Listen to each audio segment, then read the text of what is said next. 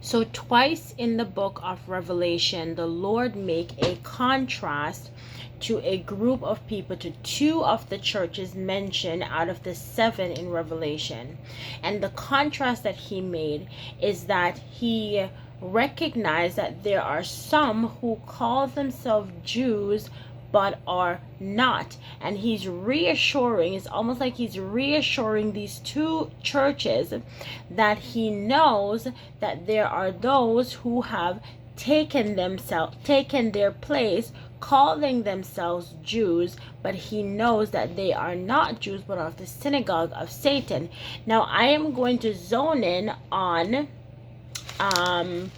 the church of Smyrna, because I have spoken of the church of Philadelphia before. Philadelphia is one of the churches that the Lord contrasts those who call themselves Jews but are not.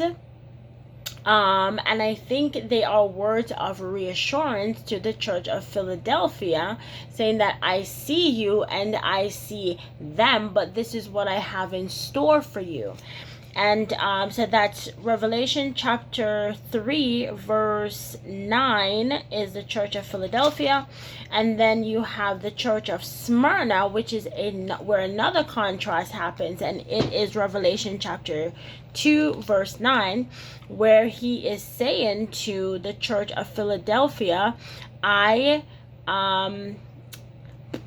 know your tribulation and your poverty. And that's really important, because currently God's people are scattered to the four corners of the earth, and they were scattered in captivity, and they are oppressed. And when the Lord comes back to set up his millennial kingdom and bring the remnant of his people back into the land, you are going to see there's a lot of languages in the Old Testament prophetic books that talks about the Lord liberating his people, the Lord making them, removing them from oppression, and removing them from their oppressors and bringing them back into the land. So you see kind of the same language here in Revelation chapter 2, where he says to the church of Smyrna in chapter 2 verse 8, and to the angel to the church in Smyrna write, the words of the first and the last who died and came to life. I know your tribulation and your poverty, but you are rich, and the slander of those who say that they are Jews and are not, but are of the synagogue of Satan. I see you, I see your poverty, I see your tribulation, and also here, I see your stolen identity. Why would the Lord mention it here if it's not necessary in its context and who he is speaking to? Do not fear what you are about to suffer. Behold, the devil is about to throw some of you in prison, that you may be tested. And for 10 days you will have tribulation. Be faithful unto death, and I will give you the crown of life. He who has an ear, let him hear what the Spirit has to say, what the Spirit says to the churches. The one who conquers will not be hurt by the second death. So this is specifically speaking to scattered Jewish believers who will go through the tribulation, because remember, not all Jews will go through the tribulation. We spoke about this when we spoke about the church of Philadelphia, that the Lord's plan for some of his people, specifically speaking of the church of Philadelphia, who is also the 144,000 and the bride of Christ, as they bear the mark of both the 144,000 and the bride of Christ.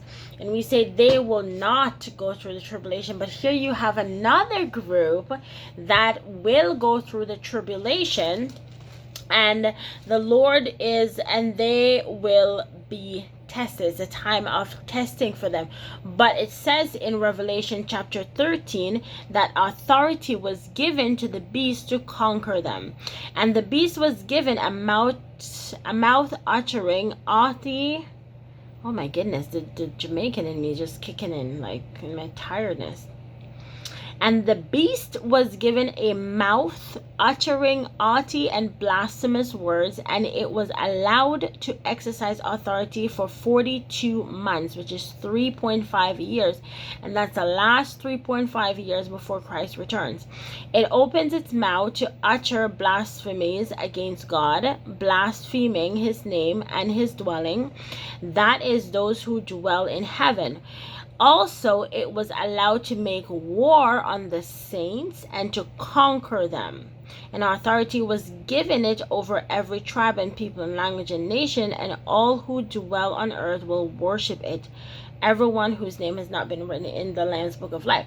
So you have this group of people that is going to be conquered, and that authority was given them to conquer. And then when you come into Revelation chapter 20, you see the same group of people being talked about. Now, does this include both Gentiles and Jewish believers? I don't know, but Revelation 20 verse 4, it says, from verse 4, then I saw thrones, and seated on them were those whom the authority to judge was committed. Also I saw the souls of those who had been beheaded for the testimony of Jesus and for the word of God, and those who had not worshipped the beast. So the souls of those who had been beheaded for the testimony of Jesus and for the word of God, and those who had not worshipped the beast or its image and had not received its mark on its forehead or their hands, they came to life and reigned with Christ for 1,000 years. The rest of the dead did not come to life until the 1,000 years were ended. This is the first resurrection. Blessed and holy is the one who shares in the first resurrection. Over such the second death has no power, but they will be priests of God and of Christ, and they will reign with him for 1,000 years. So you go back to the church of Smyrna and what is promised to them. And it says in the very last verse, the one who conquers will not be hurt by the second death. Why? Because they are risen. They are risen, and they will reign with Christ for the 1,000 years. And it says this is the first resurrection. Blessed and holy is the one who shares in the first resurrection. Over such the second death has no power, but they will be priests of God and of Christ, and they will reign with him for 1,000 years. So who will be reigning with God for the 1,000 years? It is those that are talked about in the church of Smyrna, and they are the ones whom the beast will conquer, give authority to conquer, and be headed for the testimony of Jesus Christ, as is seen in Revelation 20 verse 4 to 6.